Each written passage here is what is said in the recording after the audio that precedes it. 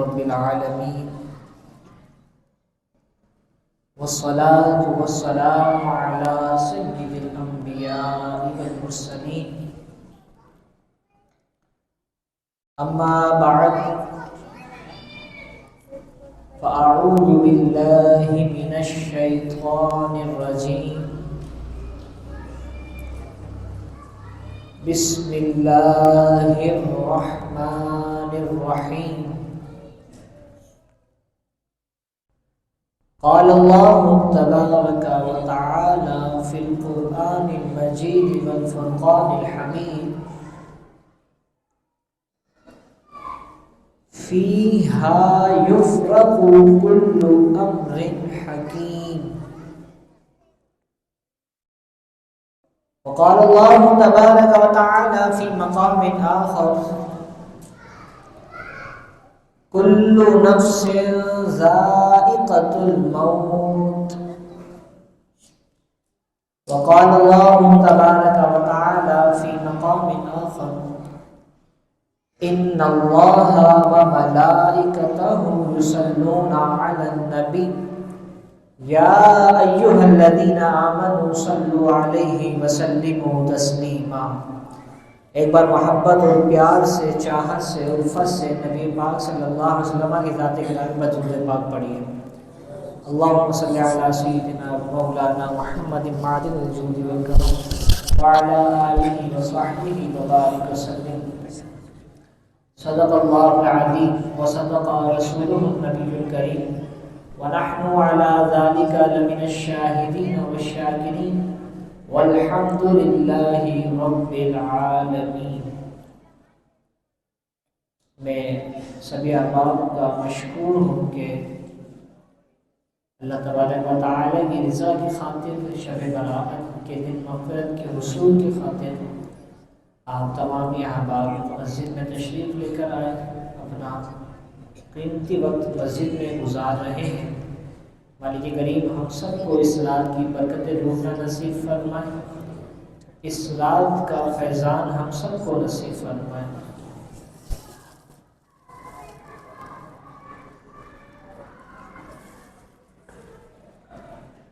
اب آ ہی گئے ہیں تو پورے ہی مکمل کمپلیٹلی آپ ہمارے ساتھ ہی شامل ہو جائیں. جو آپ پیچھے بیٹھے ہیں ان سے ریکویسٹ کروں گا کہ وہ آگے آ جائیں تاکہ مسجد میں ایک محفل کا سما بن جائے اور ایک لگے کہ محفل ہو رہی ہے، ذکر رسول ہو رہا ہے. شب برات کے حوالے سے تمام عاشقان رسول یہاں پر جمع ہیں. عبداللہ بھائی سے گزارش کروں گا آپ بھی آگے آ جائیں، نعمان میں آپ بھی آگے آ جائیں، ایک محفل کا سما بن جائے. اور پیچھے جو آپ بیٹھے ہیں مسجد کے برآمدے میں، اگر وہ فالتو بیٹھے ہیں تو وہ بھی اندر آ جائیں. اور کچھ احباب ایسے مختص ہو جائیں جو بچوں کو سنبھالنے کی کام کریں، مختصر بھائی وغیرہ. مسجد ہے، پلے گراؤنڈ نہیں ہے، کھیلنے کی جگہ نہیں ہے، تو اس کا بھی ہم نے خیال رکھنا ہے نا. صلو علی الحبیب صلی اللہ تعالی علی محمد صلی اللہ تعالی علیہ وآلہ وسلم. یا صاحب الجمال و یا سید البشر، یا صاحب الجمال و یا سید البشر، من وجهك المنير لقد نبر القمر، لا يمكن الثناء كما كان حقه، لا يمكن الثناء كما كان حقه. یا رسول اللہ، آپ کی ثنا بیان کرنے کا جو حق ہے وہ ہم حق ادا کر ہی نہیں سکتے. لا يمكن الثناء كما كان حقه، بعد از خدا بزرگ توئی قصہ مختصر. آخر میں بات یہ کہہ دیتے ہیں کہ اللہ کے بعد کوئی بزرگ والی ہستی ہے تو وہ نبی کی ذات گرامی ہے. بعد از خدا بزرگ توئی قصہ مختصر، اور مختصر سی میری کہانی ہے. جو بھی ہے ان کی مہربانی ہے، جتنی سانسوں نے ان کا نام لیا بس یہی میری زندگانی ہے. اچھا شعر سمجھ میں نہیں آ رہا، جب سبحان اللہ کی آواز بھی نہیں آ رہی. سمجھ آئے تو سبحان اللہ بولے تاکہ مجھے سمجھ آئے کہ آپ کو سمجھ آ رہا ہے. سمجھ آئے کچھ ریئیکٹ کرے، ہلے جلے. زبان سے نہیں بول سکتے، کم سے کم چہرہ شریف تو ہلا سکتے ہیں، بتا تو سکتے ہیں کہ ہاں ہمیں سمجھ آ رہا ہے. میں نے بہت پیارا شعر پڑھا ہے، اگر آپ لوگ بھی اس شعر کی مثال بننا چاہتے ہیں تو آپ بھی اپنے اوپر تصور کریں.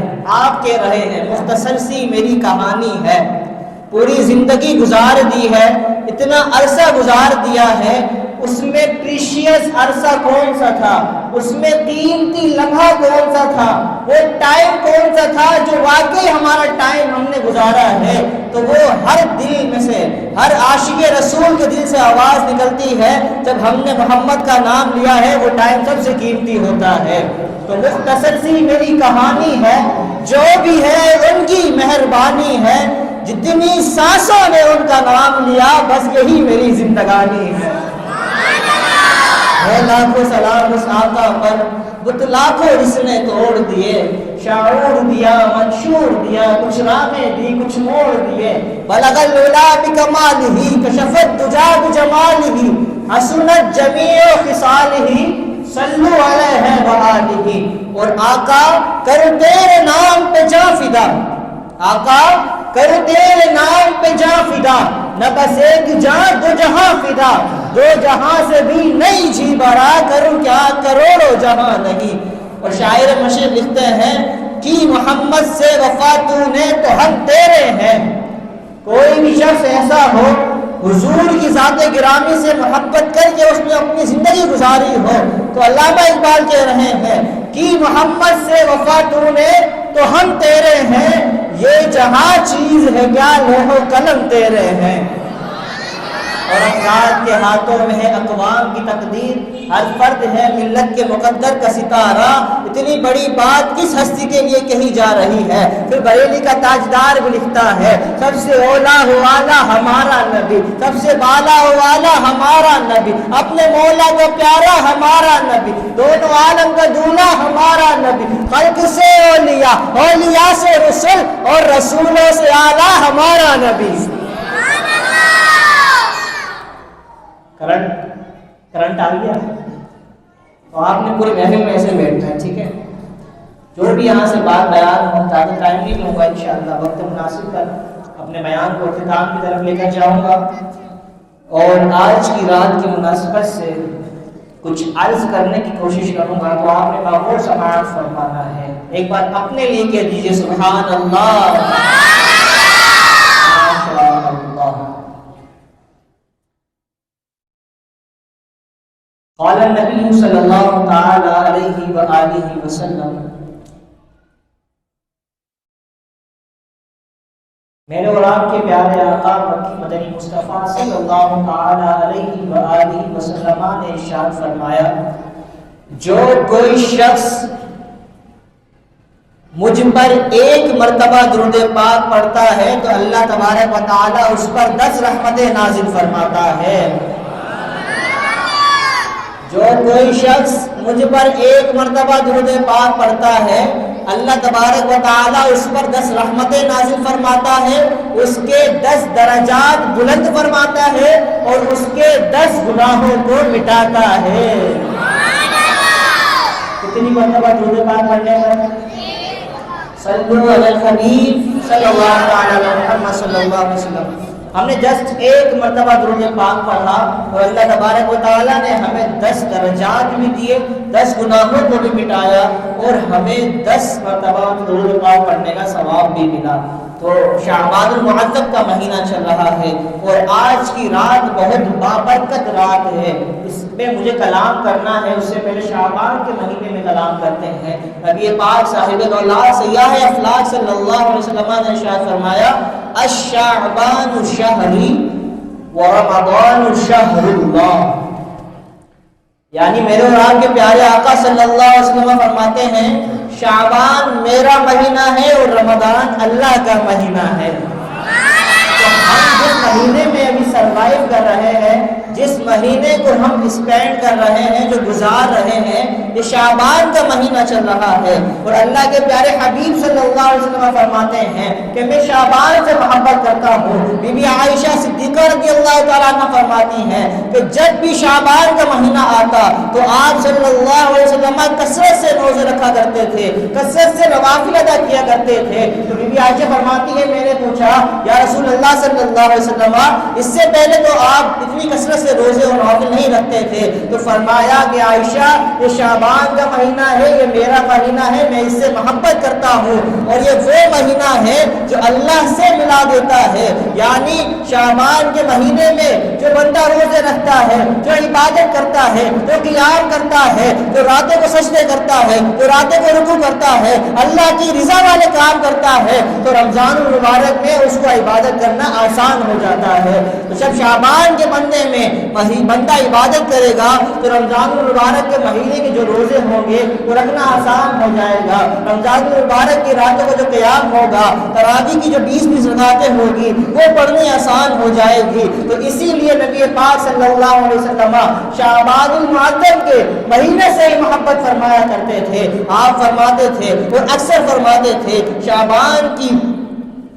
شعبان کے لیے بہت سی احادیث مبارکہ آئی ہے، لیکن سب سے فیوریٹ احادیث جو ہے الشعبان شہری و رمضان شہر اللہ، حضور فرماتے ہیں شعبان میرا مہینہ ہے اور رمضان اللہ کا مہینہ ہے۔ تو ہم حضور سے محبت کرنے والے ہیں، ہم حضور کے امتی ہیں، حضور صلی اللہ علیہ وسلم کی سنتوں پر چلنے والے ہیں۔ تو جب حضور کو ایک چیز سے محبت ہوگی تو کیا ہمیں اس سے محبت نہیں ہونی چاہیے؟ ویسے اگر دیکھا جائے دنیا کا نظام دیکھ لیا جائے، اگر کسی کو کسی سے عشق ہو جاتا ہے تو عاشق جو بھی چیز ہماری محبوبہ کو پسند ہوتی ہے، جو بھی چیز محبت کرنے والے کو پسند ہوتی ہے، تو اس کی ہر چیز سے ہمیں محبت ہو جاتی ہے۔ تو ہم رسول اللہ کے امتی ہیں، رسول اللہ کے غلام ہیں، رسول اللہ خود فرما رہے ہیں میں شعبان سے محبت کرتا ہوں، تو ہمیں بھی چاہیے کہ ہم بھی شعبان کے مہینے سے محبت کریں۔ اور حضور فرماتے ہیں کہ اس رات میں شعبان کے مہینے میں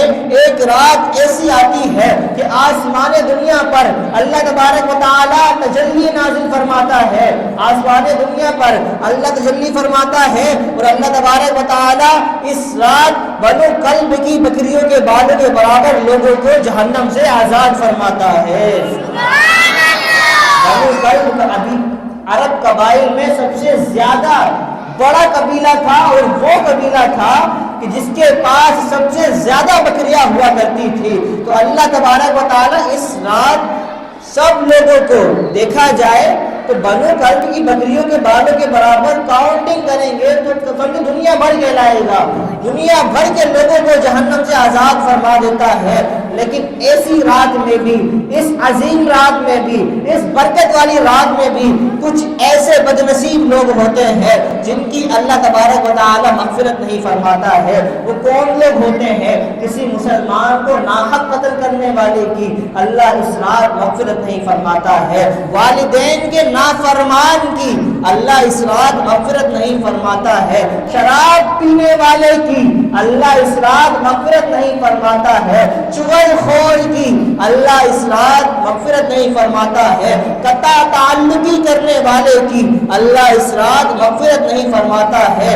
اللہ تبارک و تعالی اس رات کو آسمان دنیا پر تجلی فرماتا ہے اور منادی ندا دیتا ہے کوئی مغفرت طلب کرنے والا ہے، کوئی رحمت طلب کرنے والا ہے، کوئی رزق مانگنے والا ہے، کوئی روزی مانگنے والا ہے، کوئی ہم سے یہ مانگنے والا، ہم سے یہ مانگنے والا، آج کی رات ہم اس کو عطا کریں گے۔ اور باقی راتوں میں دیکھا جائے، اگر عام راتیں دیکھیں تو کیا ہوتا ہے، ہم یہ کھلتے آ رہے ہیں کہ تہجد میں اللہ بندے سے بہت قریب ہوتا ہے۔ تہجد میں جب بندہ تہجد پڑھتا ہے آدھی رات کو اٹھ کے تو بندہ اور اللہ ہوتا ہے اور کوئی نہیں ہوتا ہے، تو بندے کو تہجد میں اٹھ کر دعا مانگنی چاہیے تاکہ بندے کی ڈائریکٹ دعا اللہ تبارک و تعالیٰ تک پہنچ جائے۔ یہ ہم کہتے ہیں، ہمارے علماء کہتے ہیں، ہم نے علماء سے سنا ہے کہ تہجد اللہ تبارک و تعالیٰ کی لاڈلی عبادت ہے۔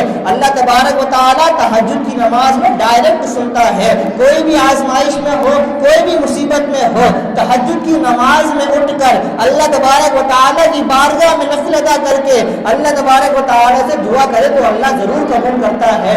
وہ عام راتوں کا معاملہ ہے، لیکن شب براءت میں اللہ تبارک و تعالیٰ تہجد میں نہیں، غور سے سنیے، مغرب کی نماز کے بعد ہی آسمان دنیا پر تجلی فرماتا ہے۔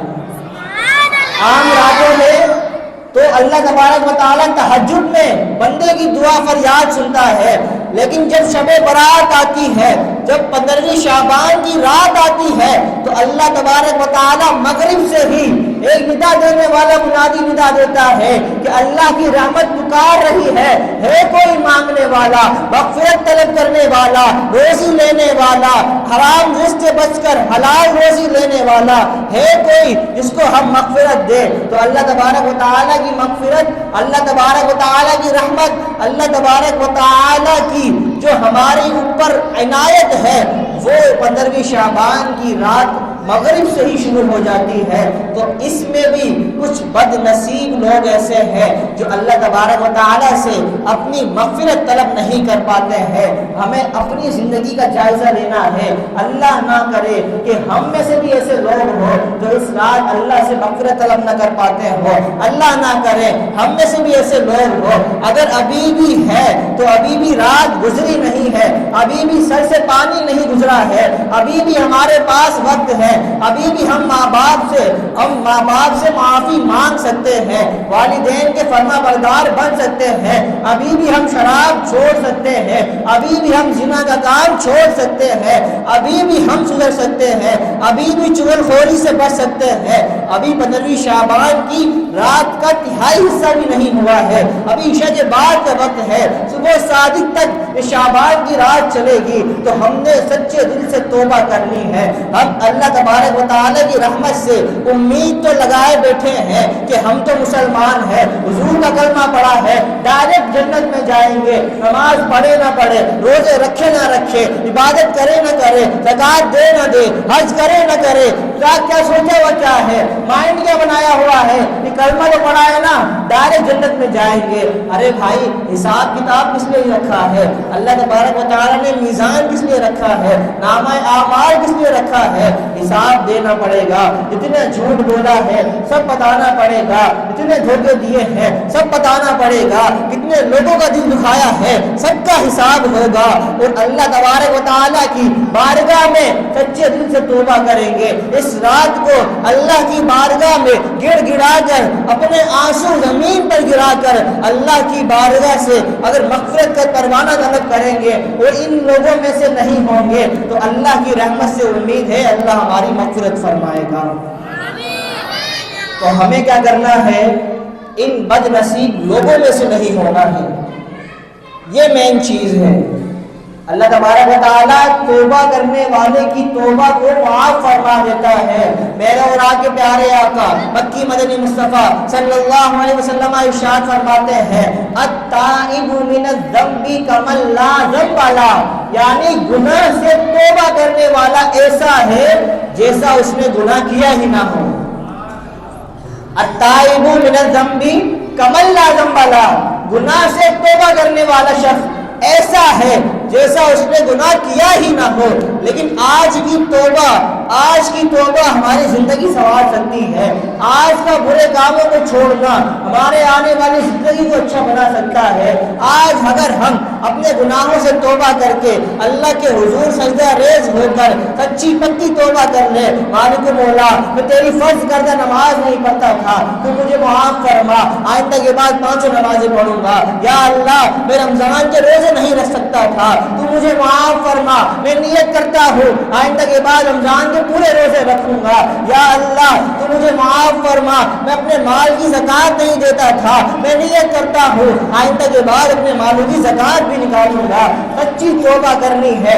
اگر اس رات مغفرت چاہیے, اگر اس رات جہنم سے آزادی چاہیے, تو اللہ تبارک و تعالیٰ کے حضور سچی توبہ کرنی ہوگی. جس طرح میں نے قرآن پاک کی آیت مبارکہ تلاوت کی, فیہا یفرق کل امر حکیم, اور ایک آیت مبارکہ کل نفس ذائقۃ الموت, فیہا یفرق کل امر حکیم. اللہ تبارک و تعالیٰ قرآن پاک میں ارشاد فرماتا ہے اس رات میں ہر حکمت والا کام بانٹ دیا جاتا ہے.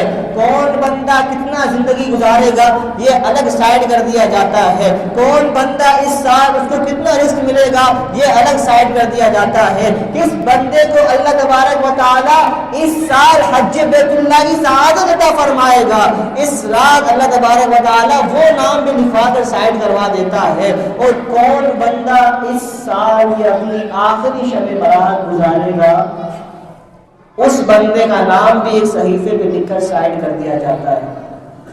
تو اللہ تبارک و تعالیٰ اس رات کو فیہا یفرق, ہر چیز اس رات میں فرق کر دی جاتی ہے, تقسیم کر دی جاتی ہے. کل امر حکیم, ہر حکمت والا کام اللہ تبارک و تعالیٰ بانٹ دیتا ہے. تو نامہ اعمال چینج ہو گئے ہیں. مغرب سے پہلے تک ہمارا ایک سال الگ رجسٹر تھا, مغرب کے بعد ہماری نئی زندگی جس طرح شروع ہوئی ہو. فار ایگزامپل اگر آپ لے لیں کہ آپ دنیا میں دوبارہ پیدا ہوئے ہیں, دوبارہ جنم لیا ہے, آپ کو ایک اور لائف دی گئی ہے, ایک اور سال دیا گیا ہے, ایک اور چانس دیا گیا ہے کہ ہاں صحیح ہے پچھلے سال تم نے بڑے گناہ کیے ہیں, اب اگلے سال تم گناہ نہیں کرنا. ہاں صحیح ہے پچھلے سال تم نے بڑی نمازیں چھوڑی ہے, اب اور نمازیں نہیں چھوڑنا. تمہیں ایک سال اور مل گیا ہے, تمہاری سالوں میں ایک سال کا اضافہ کر دیا گیا ہے, اب تمہیں ایک سال اور دیا گیا ہے تاکہ تم اللہ کی عبادت کرو. کل نفس ذائقۃ الموت. ورنہ ایک بات ایسی بھی ہے جو جس کو کوئی بندہ ڈینائی نہیں کر سکتا, جس کو کوئی بندہ ریجیکٹ نہیں کر سکتا, کسی بھی مذہب کا بندہ ہو, کسی بھی فرقے کا بندہ ہو, دنیا کے کسی بھی ملک میں وہ بندہ رہتا ہو, دنیا کے کسی بھی کونے میں بندہ رہتا ہو, بڑے سے بڑا پڑھا لکھا پروفیسر کیوں نہ ہو, بڑے سے بڑا سائنسدان کیوں نہ ہو, بڑے سے بڑا اللہ کا بندہ کیوں نہ ہو, بڑے سے بڑا مشرک کیوں نہ ہو, بڑے سے بڑا عیسائی کیوں نہ ہو, بڑے سے بڑا پادری کیوں نہ ہو, بڑے سے بڑا متقی بندہ کیوں نہ ہو, بڑے سے بڑا ولی بندہ کیوں نہ ہو, ہر بندہ ایک چیز کو کبھی ڈینائی نہیں کر سکتا. کسی بھی مذہب کا, کسی بھی فرقے کا, کسی بھی مسلک کا کوئی بھی بندہ آپ اٹھا کر دیکھ لے, اگر اس سے آپ یہ بات کریں گے تو وہ کبھی منع نہیں کرے گا, کبھی ریجیکٹ نہیں کر سکتا. وہ کون سی بات ہے؟ کل نفس ذائقۃ الموت, ہر نفس نے موت کا ذائقہ چکھنا ہے. ایوری بڈی ول ڈائی, ہر بندہ مر جائے گا. اس دنیا میں ہم پرماننٹلی ہے, ٹیمپریری ہے. اس دنیا میں ٹیمپریری آئے ہیں, پرماننٹلی نہیں آئے ہیں. آپ کی عمر زیادہ سے زیادہ 40 رہے گی, 50 رہے گی, 60 رہے گی, 70 رہے گی, 80 رہے گی, 90 رہے گی, چلو حد ماریے 100 رہے گی. مرنا تو ہے نا. کل نفس ذائقۃ الموت, ہر جان نے, ہر بندے نے, ہر شے نے, ہر نفس نے موت کا ذائقہ چکھنا ہے. تو جب مرنا ہی ہے تو ہم مرنے کی تیاری کیوں نہیں کر رہے ہیں؟ پتہ سب کو ہے کہ مرنا ہے. اچھا جب ہم اپنی لائف پلان کرتے ہیں, اپنے کاموں کو پلان کرتے ہیں, جب منصوبہ سازی کرتے ہیں, جب ہم معیار بناتے ہیں, یار اتنے بڑے ہو کر یہ کرنا ہے, اتنے بڑے ہو جائیں گے تو لائف سیٹل کرنی ہے. شروع سے دیکھتے ہیں اسکول پڑھ لیا, اب انٹر کرنا ہے, اس کے بعد ہم نے کیا کرنا ہے بھائی, اس کے بعد ہم نے تھوڑا سا اور پڑھنا ہے, آئی ٹی کے کورس کرنے ہیں, لینگویج کورس کرنا ہے, اور کیا کرنا ہے بھائی, تھوڑا سا اور پڑھنا ہے, پی ایچ ڈی بھی کر لیں گے, پروفیسر بھی بن جائیں گے, اور کیا کرنا ہے بھائی, ہاں پھر شادی بھی کریں گے, پھر بچے بھی کریں گے, پھر مال بھی کمائیں گے, پھر اپنی زندگی بنائیں گے, پھر گاڑی بھی لیں گے, پھر گھر بھی بنائیں گے, ماں باپ کو حج بھی کرائیں گے. ہم نے بہت کچھ کرنا ہے. اگر آپ کسی بھی بچے سے یہ پوچھ لیں کہ آپ نے پلان کیا بنایا ہے, زندگی میں کرنا کیا ہے, وہ آپ کو اپنی لائف کا پورا فیوچر پلان بتا دے گا. لیکن بدقسمتی سے وہ بچہ اپنے پلان میں کبھی بھی یہ بات نہیں لائے گا کہ مجھے مرنا بھی ہے. یہ ہماری بدقسمتی ہے کہ ہم بھی بھولے بیٹھے ہیں کہ ہمیں مرنا بھی ہے. ہمارے پلان میں نہیں ہوتا کہ ہمیں مرنا بھی ہے. اب ہمیں شادی کرنی ہے اپنے بچوں کی, اب ہمیں اپنے بچوں کو اچھا پڑھانا ہے, اب ہمیں اپنے بچوں کو اچھا گھر دلانا ہے, اچھی یونیورسٹی میں داخلہ دلوانا ہے تاکہ پڑھ لکھ کے اچھے بندے بنے, بڑے بندے بنے. وہ میرے بھائی اپنی آخرت کے لیے کچھ کیا ہے یا نہیں کیا ہے؟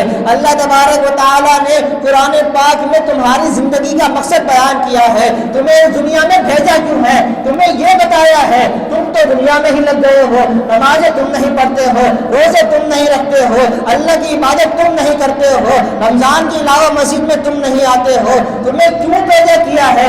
جس نے پیدا کیا ہے اس سے پوچھو تو why we are created, ہمیں کیوں پیدا کیا ہے, ہمیں کیوں بنایا گیا ہے, پوچھا تو جائے. جب پوچھتے ہیں اللہ تبارک و تعالیٰ کے قرآن پاک پر نظر پڑتی ہے تو اللہ تبارک و تعالیٰ قرآن مجید فرقان حمید میں ارشاد فرماتا ہے وَمَا خَلَقْتُ الْجِنَّ وَالْإِنسَ إِلَّا لِيَعْبُدُونِ. جن اور انس کو اللہ نے اپنی عبادت کے لیے پیدا کیا ہے. جن اور انس کو اللہ تبارک و تعالیٰ نے اپنی عبادت کے لیے پیدا کیا ہے, اور ہم اللہ کی عبادت ہی نہیں کر رہے ہیں. ہماری لائف میں اللہ کی عبادت ہی شامل حال نہیں ہے. ہم کیا کر رہے ہیں اور ہمیں کیا کرنا ہے, اپنے بچوں سے کیا کروا رہے ہیں اور کیا کروانا چاہیے, یہ آپ نے خود ہی سوچنا ہے. تھوڑا سا آگے چلتا ہوں. کل نفس ذائقۃ الموت, ہر نفس نے, ہر جان نے, ہر بندے نے, ہر شے نے, ہر نفس نے, ایوری بڈی ول ڈائی, ہر بندہ مر جائے گا. ہر جان کو موت کا ذائقہ چکھنا ہوگا, اور کوئی بھی اس بات سے ڈینائی نہیں کر سکتا, منع نہیں کر سکتا, ریجیکٹ نہیں کر سکتا کہ نہیں میں نہیں مر سکتا, میرے پاس ایسی دوائی ہے, میں وہ پیوں گا 100 سال اور جیوں گا.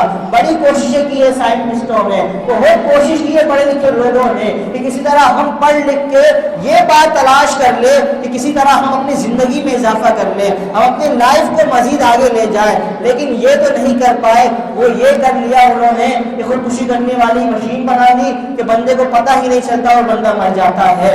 اللہ تبارک و تعالیٰ نے قرآن پاک میں ارشاد فرما دیا ہے نا کل نفس ذائقۃ الموت, ہر نفس میں موت کا ذائقہ چکھنا ہے, تو ہم نے مر جانا ہے. اب سوال یہ ہے جب مرنا ہی ہے تو مرنے کی تیاری کیا کی ہے؟ قرآن پاک فرقان حمید میں ہے نا یہ تو کہ ہر بندہ مر جائے گا, تو تیاری بھی ہونی چاہیے. جب بندے کا امتحان ہوتا ہے تو اس سے پہلے پریپریشن بھی ہوتی ہے. جب کوئی ایگزام دینے جاتا ہے تو راتوں کو اٹھ کر پڑھ بھی رہا ہوتا ہے کہ یار مجھے پیپر ہے, میرا پیپر ہے, مجھے ایگزام دینا ہے, مجھے امتحان دینا ہے, تو امتحان کی تیاری بھی کرتا ہے. تو یہ دنیا جو ہے یہ امتحان کا گھر ہے, اور مومنوں کے لیے تو اسپیشلی امتحان گاہ ہے, یہ امتحان کا گھر ہے. یہاں پہ امتحان کی تیاری کرنی ہے. میرے اور آپ کے پیارے آقا مکی مدنی مصطفیٰ صلی اللہ علیہ وسلم ارشاد فرماتے ہیں الدنیا سجن للمؤمن والجنت للکافر.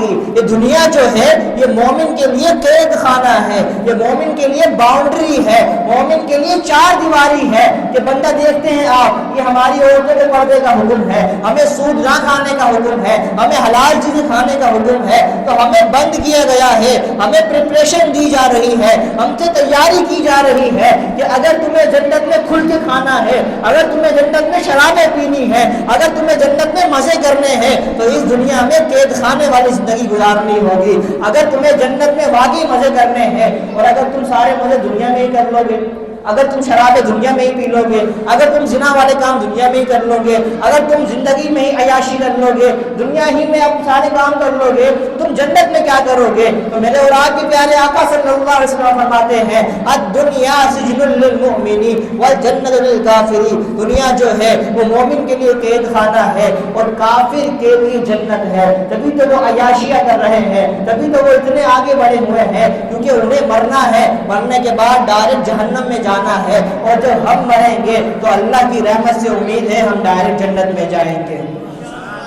کام اچھے کیے ہوں گے تو ڈائریکٹ جنت میں جائیں گے, ورنہ حساب کتاب کی لائن میں ہم بھی کھڑے ہوں گے اور ہمارا بھی حساب ہو رہا ہوگا. شب برات کی رات ہے, بیکار نہیں گزارنی ہے.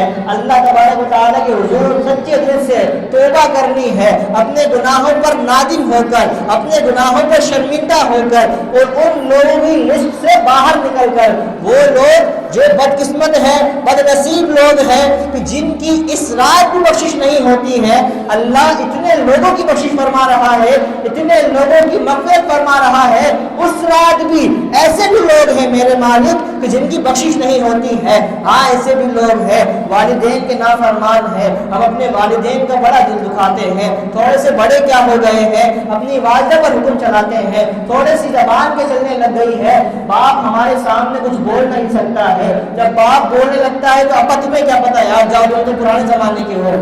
باپ تو باپ ہی ہے نا، پرانے زمانے کا ہو یا نئے زمانے کا ہو، باپ تو باپ ہے، ادب تو کرے، کم سے کم اس کی بات تو سن لے، بولنا کیا چاہ رہا ہے کم سے کم وہ تو سن لے۔ تم نئے زمانے کے ہو، تم نئی جنریشن ہو، ہاں تمہیں بولنا آتا ہے، لیکن یہ یاد رکھنا تمہیں بولنا اس باپ نے سکھایا ہے۔ تمہیں بولنا بھلے آتا ہوگا لیکن تمہیں بولنے نے سکھایا ہے، اس باپ نے سکھایا ہے۔ تمہیں چلنا آتا ہے، بہت تیز بھاگتے ہو، دوڑ میں بھی جیت جاتے ہو، لیکن یہ یاد رکھنا تمہیں چلنا جو سکھایا ہے تمہاری ماں نے سکھایا ہے۔ تو ماں باپ کا نافرمان جو ہے وہ اس رات بخشا نہیں جائے گا۔ اگر واقعی ماں باپ ناراض ہیں، واقعی ہمارے پیرنٹس ہم سے غمزدہ ہیں، واقعی ہم نے اپنے ماں باپ کا دل دکھایا ہے، تو ہماری مسجد میں بیٹھنے کا فائدہ نہیں ہے۔ ہم یہاں اللہ کی عبادت کر رہے ہیں، مغفرت طلب کر رہے ہیں، رب اغفر لی رب اغفر لی رب اغفر لی کے ترانے گا رہے ہیں، اور ہمارے گھر پہ ماں باپ ہم سے ناراض بیٹھے ہیں، تو میرے بھائی مسجد میں بیٹھنے کا فائدہ نہیں ہے۔ ماں باپ کے پاس جاؤ، گڑ گڑا کر وہاں پر رو، وہاں پر کہو میرے والدین مجھے معاف فرما دے، میری والدہ مجھے معاف کر دے، میرے والد مجھے معاف کر دے۔ میں نے ابھی مغرب میں اپنی والدہ کو کال کی ہے، ویسے الحمدللہ میں نے کوئی غلطی نہیں کی اور والدہ بھی مجھ سے خوش ہے، لیکن میں نے پھر بھی ایک والدین کی نافرمانی کبھی نہ کبھی بھولے سے کرتی ہو، پھر بھی میں نے کال کر کے والدہ سے نافرمانی کی، معافی مانگی ہے۔ تو میں آپ سب کو بھی سجیسٹ کروں گا، مشورہ دوں گا کہ اگر آپ نے غلطی کی بھی نہیں ہو، جب بھی آپ اپنے والدین سے خود جا کر معافی مانگے، اس سے ان کا دل چوڑا ہو جائے گا، ان کی روح کو سکون مل جائے گا، ان کو خوشی محسوس ہوگی، یار یہ ہمارا ہی بیٹا ہے، ہم نے ہی ایسی تربیت کی ہے کہ جو ہمارے پاس آ کر کچھ کیا بھی نہیں ہے پھر بھی معافی مانگ رہے ہیں۔ تو آپ انشاءاللہ معافی مانگیں گے والدین سے جا کے، سب نے معافی مانگی ہے، اور جن کے والدین حیات نہیں ہے علی کریم اس رات کا صدقہ تمام والدین کی مغفرت فرمائے، جن کے حیات ہے ان کو دراز عمر بالخیر عطا فرمائے۔ تو کون لوگ والدین کا نافرمان نہیں بخشا جائے گا، ناحق قتل کرنے والا نہیں بخشا جائے گا، شراب کا عادی جو ہوگا وہ نہیں بخشا جائے گا، زنا کار جو ہوگا وہ نہیں بخشا جائے گا، قطع تعلقی کرنے والا ہوگا نہیں بخشا جائے گا، چغل خور ہوگا نہیں بخشا جائے گا۔ اس لیے ریپیٹ کر رہا ہوں تاکہ یاد ہو جائے اور پتہ چل جائے، اگر یہ صفت ہے تو اس کو دور کر لیا جائے، کیونکہ شب برات ابھی بھی ہمارے درمیان موجود ہے۔ صحیح مسلم کی ایک روایت ہے کہ اللہ کی رحمت سے بڑی امید ہے، اللہ گناہ گاروں کو بخش دیتا ہے۔ سبقت رحمتی علی غضبی، جب سے تو نے سنا دیا یا رب آسرا ہم گناہ گاروں کا، اور مضبوط ہو گیا یا رب، ہم گناہ کرتے ہیں پھر توبہ کرتے ہیں، پھر گناہ کرتے ہیں، پھر توبہ کرتے ہیں، پھر گناہ کرتے ہیں، پھر توبہ کرتے ہیں، ہمیں آسرا ہے کہ اللہ کی ذات ہمیں معاف کر دے گی۔ ایسے ہی ایک اور مغفرت کا، معافی کا واقعہ مجھے یاد آ رہا ہے، صحیح مسلم کی حدیث مبارکہ ہے کہ سب سے آخر میں جہنم سے جو شخص نکالا جائے گا وہ یا حنان یا منان پڑھتا ہوا جہنم سے نکالا جائے گا، اور جب وہ جہنم کے کنارے آئے گا جل بجھ کر پتہ نہیں کس حالت میں ہو گیا ہوگا، جب اس کو نکالا جائے گا تو اللہ تبارک و تعالیٰ فرشتوں سے فرمائے گا اسے جہنم سے نکال کر ایک سایہ دار درخت کے نیچے پھینک دو۔ جب اس کو سایہ دار درخت کے نیچے پھینک دیا جائے گا تو وہ یہ کہے گا، اے اللہ، اے میرے مالک، میں تیرا بندہ ہوں، مجھے تیری رحمت سے بڑی امید ہے، میں تیری رحمت سے بڑی امید رکھتا ہوں کہ اگر میں گناہ گار بھی ہوں، میں کوئی بھی ہوں، میں کیسا ہی کیوں نہ ہوں، اللہ کی رحمت سے مجھے یہی امید ہے کہ میرا مالک مجھے جنت عطا فرمائے گا۔ اللہ تبارک و تعالیٰ فرماتا ہے نہیں نہیں، تجھے جنت نہیں ملے گی، تو بس یہیں رہے، اب تو یہیں رہے گا ایک سایہ دار درخت کے نیچے، اور برابر میں ایک چشمہ ہوتا ہے، کنواں ہوتا ہے، تو یہاں سے پانی پی، درخت سے پھل کھا، تیری زندگی یہی ہے۔ پھر وہ کہتا ہے، کچھ وقت گزرتا ہے، پھر وہ سمجھتا ہے، اللہ کی بارگاہ میں عرض کرتا ہے، اے میرے مالک، کیا تو نے نہیں کہا سبقت رحمتی علی غضبی، میری رحمت جو ہے میرے غضب پر بھاری ہے، سبقت رحمتی علی غضبی، میری رحمت میرے غضب پر بھاری ہے۔ میرے مالک تو نے ہی تو ارشاد فرمایا ہے، تو گناہ گاروں کو بخش دیا کرتا ہے، تو گناہ گاروں کی مغفرت فرما دیا کرتا ہے، میں بھی تیرا بندہ ہوں، میں بھی تجھ سے مغفرت کا سوال کرتا ہوں، میرے مالک تو مجھے بخش دے۔ اللہ فرمائے گا فرشتوں سے، فرشتوں اس کو اٹھاؤ اور اس درخت کے سامنے لے جاؤ، وہ وہاں پہ چشمہ بھی ہے، وہاں پہ پھل والا درخت بھی ہے، اس کو ذرا وہاں پر لے جاؤ۔ پھر جب وہ وہاں جائے گا، وہاں سے پھل کھائے گا، چشمے سے پانی پیے گا، تھوڑا سا عرصہ گزرے گا، پھر اس کے اندر رحمت کی طلب پیدا ہوگی، پھر وہ خوشی سے مارے یہ کہے گا سبقت رحمتی علی غضبی، اے میرے مالک، کیا تم نے نہ کہا تھا میری رحمت میرے غضب پہ بھاری ہے؟ تو میری رحمت ہے، اگر بندہ مجھ سے مغفرت طلب کرتا ہے تو میں مغفرت کر دیتا ہوں۔ اے میرے مالک، کیا تو نے نہیں کہا تھا؟ اس نے کہا کہ اے میرے مالک، مجھے اس درخت میں لے جائے جو وہاں پہ بہت سارے پھل لگے ہیں، وہاں پہ چشمے کا پانی بھی صاف ہے۔ تو فرشتوں سے اللہ کہے گا یہ میری رحمت کا واسطہ دیتا ہے، جاؤ اسے اس درخت کے پاس لے جاؤ۔ اب اس کو تیسرے درخت کے پاس کنورٹ کر دیا جائے گا، وہ پھر وہاں سے درخت کا پھل کھائے گا، چشمے سے پانی پیے گا، پھر وہ کیا دیکھے گا کہ ایک اور مقام پر ایک بڑا بہترین درخت ہے، اس کا سایہ بھی بہترین ہے، وہاں پہ بھی چشمہ ہے۔ تو پھر وہ اللہ سے مطالبہ کرے گا، اے میرے مالک، سبقت رحمتی علی غضبی، کہ تو نے نہیں کہا ہے میری رحمت میرے غضب پہ بھاری ہے؟ تو پھر اللہ ارشاد فرمائے گا تو تیسری مرتبہ یہاں آیا ہے، پھر تجھے آگے جانا ہے، جب تو میری رحمت کا واسطہ دیتا ہے جا تو وہاں بھی چلا جا۔ پھر اللہ تبارک و تعالیٰ فرشتے سے حکم دے گا، اے فرشتے جا اسے اس درخت کے پاس چھوڑ کے آ جا۔ اب جب وہ چوتھی بار درخت کے پاس آئے گا، اس کے سائے میں بیٹھے گا، وہاں کا پھل بھی کھائے گا، وہاں سے پانی بھی پیے گا، تو اسے جنتیوں کی آوازیں آ رہی ہوگی، تو اسے جنتیوں کی آوازیں آ رہی ہوں گی، نہروں کی آوازیں آ رہی ہوں گی، اسے لوگوں کی آوازیں آ رہی ہوں گی۔ یہ تو ایسا مکان آ گیا ہے جہاں پہ لوگ بہت زیادہ خوش ہیں، ایسا مکان آ گیا ہے جہاں پہ لہروں کی آوازیں آ رہی ہیں، جہاں پہ چرند پرند آوازیں کر رہے ہیں، وہ تو ایسا مکان آ گیا ہے۔ پھر وہ کہے گا، اے میرے مالک، میں جنت میں جانا چاہتا ہوں، اے میرے مالک، میں جنت میں جانا چاہتا ہوں۔ اللہ فرمائے گا تجھ سے جنت کی بات نہیں ہوئی تھی، تجھے بولا تھا درخت کا سایہ ملے گا، پانی بھی ملے گا، تجھے وہ بھی ملا ہے، پانی بھی مل رہا ہے، اب تجھے اور کچھ نہیں مل سکتا۔ تو وہ پھر فرمائے گا، اے میرے مالک، کیا تو نے نہیں کہا تھا سبقت رحمتی علی غضبی، جب سے تو نے سنا دیا یا رب آسرا ہم گناہ گاروں کا اور مضبوط ہو گیا یا رب۔ اے میرے مالک، کیا تو نے نہیں کہا تھا سبقت رحمتی علی غضبی، میری رحمت جو ہے وہ میرے غضب پر بھاری ہے، بندہ میرے غضب کو نہ دیکھے بلکہ میری رحمت کو دیکھ کر مجھ سے توبہ کر کے اپنے گناہوں کی معافی مانگے، میں گناہوں کو بخش دیتا ہوں۔ بندہ میرے غضب کو نہ دیکھے، میرے قہار کو نہ دیکھے بلکہ میری رحمت کو دیکھے، میری رحمت سے امید رکھے، میری رحمت سے امید رکھ کر اپنے گناہوں کی معافی مانگے گا تو میں دے دیا کرتا ہوں، مغفرت کا پروانہ سنا دیا کرتا ہوں۔ تو اللہ فرمائے گا، اے فرشتوں، اسے جہنم سے نکالا تھا، درخت سے بھی نکالا تھا، دوسرے سے بھی نکالا تھا، تیسرے سے بھی نکالا تھا، ایک کام کرو تم اسے جنت میں چھوڑ کر آ جاؤ۔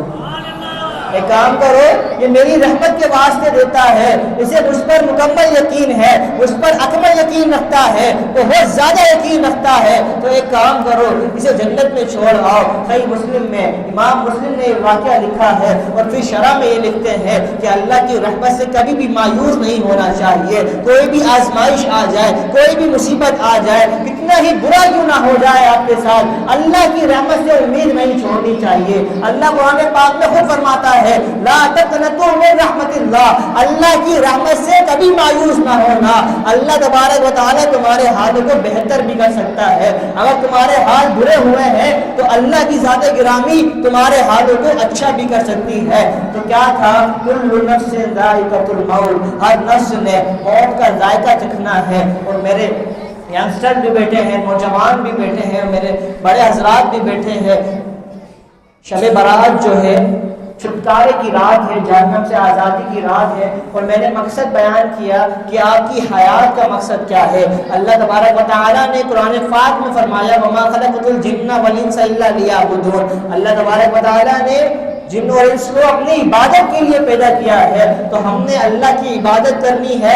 حلال رزق کمانا یہ بھی عبادت ہے، پانچوں ٹائم کی نماز پڑھنا یہ بھی عبادت ہے، اہل و عیال کا خیال رکھنا یہ بھی عبادت ہے، گھر والوں کو کما کر کھلانا یہ بھی عبادت ہے، بصورت دیگر یہ حلال طریقے سے ہو۔ اگر حلال طریقے سے ہوگی تو عبادت ہوگی، حرام طریقے سے ہوگی تو یہ غلط ہو جائے گا، اللہ کی نافرمانی والا کام ہو جائے گا۔ تو کل نفس ذائقۃ الموت، ہر نفس نے موت کا ذائقہ چکھنا ہے، اور ہم نے اپنے پلان کے اندر موت لے کر آنی ہے۔ ہمیں یہ ہونا چاہیے، ہمارے ذہن میں یہ راسخ ہونا چاہیے کہ ہمیں مرنا بھی ہے۔ ہم لوگ بہت بھولے ہوئے لوگ ہیں، بہت زیادہ بھٹکے ہوئے لوگ ہیں، ہم پوری لائف کو پلان کر لیتے ہیں لیکن ایک چیز پلاننگ میں شامل نہیں کرتے ہیں، اور بندے کو پتہ نہیں ہوتا ایک چیز ہے جس کا پتہ نہیں ہوتا لیکن وہ آنی ہے، اور وہ موت ہے، اور وہ آ کر ہی رہے گی۔ موت کا ہی پتہ نہیں ہے کہ موت کب آئے گی، تو ہم نے جو چیز کا پتہ نہیں ہوتا اس کی تیاری پہلے سے کر کے رکھنی پڑتی ہے تاکہ جب وہ چیز آئے تو اس میں کامیاب ہو جائے۔ تو آج کی رات مغفرت کی رات ہے، بڑی رات ہے، اللہ تبارک و تعالیٰ آسمانی دنیا پر تجلی فرماتا ہے کوئی مغفرت طلب کرنے والا ہے، کوئی رحمت مانگنے والا، وہ لوگ ہٹ جائیں جن کو اللہ نے منع کیا ہے، شرابی ہٹ جائے، زانی ہٹ جائے، چغل خور ہٹ جائے، ماں باپ کا نافرمان ہٹ جائے، ایسے لوگوں کو بخشش نہیں ملے گی۔ بخشش ملے گی تو اللہ تبارک و تعالیٰ کی عبادت کرنے والوں کو ملے گی، سچی توبہ کرنے والوں کو ملے گی، اللہ کے حضور رات بھر حاضر رہ کر اللہ کی عبادت کر کے رو رو کر گڑ گڑا کر مغفرت مانگنے والوں کو مغفرت ملے گی۔ حضرت شعیب بن مسعود کا واقعہ میں ابھی پڑھ رہا تھا بیان کے دوران، تو آپ فرماتے ہیں کہ میں ایک بار کسی بزرگ کے پاس گیا تو میں نے وہاں پر دیکھا ایک آدمی ہے، اس کا آدھا حصہ لوہے کا ہے اور آدھا حصہ صحیح ہے۔ آدمی کا آدھا چہرہ لوہے کا ہے اور آدھا حصہ بالکل صحیح ہے۔ تو اس سے ماجرا پوچھا، وجہ پوچھی، ریزن پوچھا، یار مجھے بتا تو تیرا آدھا لوہے کا کیسا بن گیا اور آدھا بالکل صحیح کیسا بن گیا؟ تو اللہ تبارک و تعالیٰ کہ جو وہ اللہ کے نیک بندے ہیں حضرت شعیب بن مسعود، تو انہوں نے پوچھا تو اس شخص نے بتایا کہ تعاون کا زمانہ تھا، لوگ بہت زیادہ مر رہے تھے اور میرے پاس کوئی کام کاج بھی نہیں تھا، کچھ کرنے کو نہیں تھا۔ تو ایک بار ایسا ہوا کہ میں گورکن بن چکا تھا، میں قبریں کھودا کرتا تھا اور میں لوگوں کو دفن کیا کرتا تھا۔ اب سنیں، ایسا بندہ تکبر کیا ہوا شخص، اس کی بھی اصلاح سفارش نہیں ہوتی، تکبر کرنے والے کی بھی اصلاح مغفرت نہیں ہوتی۔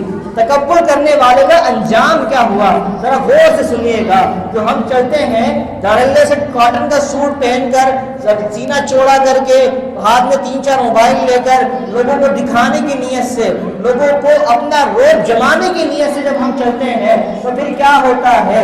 اور وہ بندہ تکبر کی نیت سے چلا کرتا تھا۔ تو وہ واقعہ بیان کرتے ہیں کہ میرا جو ایک حصہ لوہے کا ہے وہ اس وجہ سے ہے کہ میں گورکن تھا، میں قبر کھود کر بیٹھا ہوا تھا کہ لوگ آئے، قبر کو دفنایا اور چلے گئے۔ اب قبر بند کر دی تو میں وہیں بیٹھا ہوا ہوں، میں سوچا رات میں تھوڑا سا ریسٹ کر لوں، اس کے بعد گھر چلا جاؤں گا۔ تو وہ کہتا ہے کہ میں نے دیکھا کہ 2 بڑی اونٹ والے پرندے اس کی قبر پر آئے، 2 بڑے اونٹ والے پرندے، اونٹ کے قد والے پرندے اس کی قبر پر آئے، ایک سامنے کی طرف کھڑا ہوا، ایک پاؤں کی طرف کھڑا ہوا، اس کی قبر کو کھولا، وہ بندہ بیٹھا دیکھ رہا ہے، سارا ماجرا معلوم ہو رہا ہے، وہ بھی دیکھ رہا ہے۔ اب کیا ہوا کہ 2 بڑے پرندے آئے، اس کی قبر کو کھولا اور اس کو ایک طرف زور سے چماٹ مارا، قبر والے کو، مردے کو ایک طرف زور سے ایک پرندے نے چماٹ مارا اور دوسری طرف سے دوسرے پرندے نے چماٹ مارا،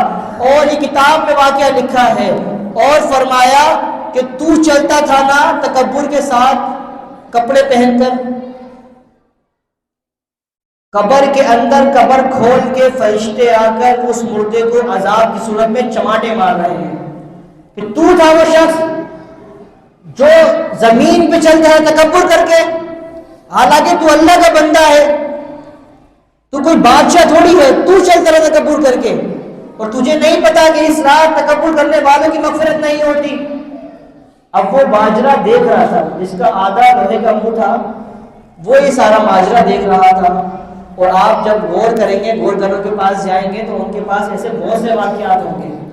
جب کسی قبرستان کے غور کے پاس آپ جائیں گے نا، اور آپ اس سے پوچھیں کہ یار مجھے کوئی واقعہ تو بتاؤ تمہارے ساتھ ہوا ہو، تو وہ آپ کو ڈیٹیل لے کے بیٹھ جائے گا کہ یار میرے ساتھ یہ بھی ہوا ہے، یہ بھی ہوا ہے، رات کو یہ ہوا ہے، کبھی میں نے یہ دیکھا ہے، کبھی میں نے یہ دیکھا ہے۔ تو غور کرنے کے ساتھ ایسا ہوتا رہتا ہے، لیکن وہ بندہ کہتا ہے کہ اس کا آدھا حصہ لوہے کا کیسے پڑا؟ تو جب اس قبر والے کو، مردے کو عذاب کی صورت میں چماٹے مارے گئے کہ تو چلتا تھا تکبر کرتے ہوئے، اور کتاب میں یہ بھی لکھا ہوا ہے کہ تو چلتا تھا، تو جاتا تھا تکبر کرتے ہوئے اپنے سسرال، تو سسرال جاتا تھا تکبر کرتے ہوئے، تو وہاں پہ اپنی بڑائی کرتا تھا، اپنے روب جھاڑتا تھا، اپنا پراؤڈ فیل کرتا تھا، تو تجھے چماٹے پڑنے چاہیے۔ تو فرشتے آگے اسے دونوں طرف چماٹے مارتے ہیں، اور پھر وہ جو بندہ قبر کے پاس بیٹھا ہوا تھا تو فرشتہ اس بندے کو دیکھتا ہے اور اسے بھی ایک زوردار چماٹا پڑتا ہے، تو اس کا ایک حصہ لوہے کا ہو جاتا ہے، ایک عام ہی رہتا ہے۔ تو یہ تکبر کرنے کا وبال ہے۔ اگر اللہ نے آپ کو جتنا بھی دیا ہے، تکبر انسان میں کبھی بھی نہیں آنا چاہیے۔ تکبر کیا چیز ہے؟ وَإِذْ قُلْنَا لِلْمَلَائِكَةِ اسْجُدُوا لِآدَمَ فَسَجَدُوا إِلَّا إِبْلِيسَ أَبَىٰ وَاسْتَكْبَرَ۔ فرشتوں کا استاد تھا، خطہ ارض پہ کوئی ایک ایسی جگہ نہیں تھی جہاں پہ اس نے سجدہ نہیں کیا تھا، کوئی ایسا مکان نہیں تھا جہاں سجدہ نہیں کیا تھا۔ ایک باری میں 70,000 فرشتوں کو پڑھایا کرتا تھا۔ ابا واستکبر، اس نے انکار کیا اور تکبر کر دیا۔ جو فرشتوں کا استاد کہلایا جاتا تھا اب وہ ابلیس ملعون کہلایا جاتا ہے، وہ شیطان کہلایا جاتا ہے۔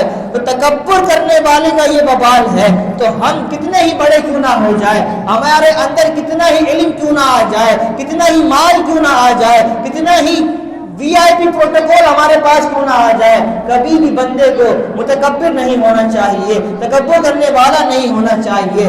عاجزی کے ساتھ، انکساری کے ساتھ، سادگی کے ساتھ ہم نے خود سے بھی ملنا ہے، دوسروں سے بھی ملنا ہے۔ ایسا ہوتا ہے کچھ لوگوں کے پاس زیادہ مال آ جاتا ہے تو غریبوں کے ساتھ بیٹھنا پسند نہیں کرتے ہیں، زیادہ مال آ جاتا ہے غریبوں کی لائن میں کھڑا ہونا پسند نہیں کرتے ہیں، گھر چینج کر لیتے ہیں تکبر کی وجہ سے۔ ان لوگوں کو تو یار رہنا ہی نہیں آتا، چلو ہم ڈیفینس چلتے ہیں یا کہیں اور چلتے ہیں۔ تکبر کی وجہ سے اگر کریں گے تو اللہ تبارک و تعالی فرماتا ہے تکبر کا عذاب بڑا خطرناک ہے۔ شیطان نے تکبر ہی تو کیا تھا، شیطان کی اللہ تبارک و تعالی سے جو بات ہوئی تھی اس میں تکبر تھا کہ آدم کو سجدہ کرو، اسجدوا الا ابلیس، سب ملائکہ نے، سب فرشتوں نے سجدہ کیا، الا ابلیس، سوائے ابلیس نے، ابا، اس نے انکار کر دیا، واستکبر، اور تکبر کیا اور نافرمانوں میں سے ہو گیا۔ تو تکبر کرنے والا بھی اس رات کو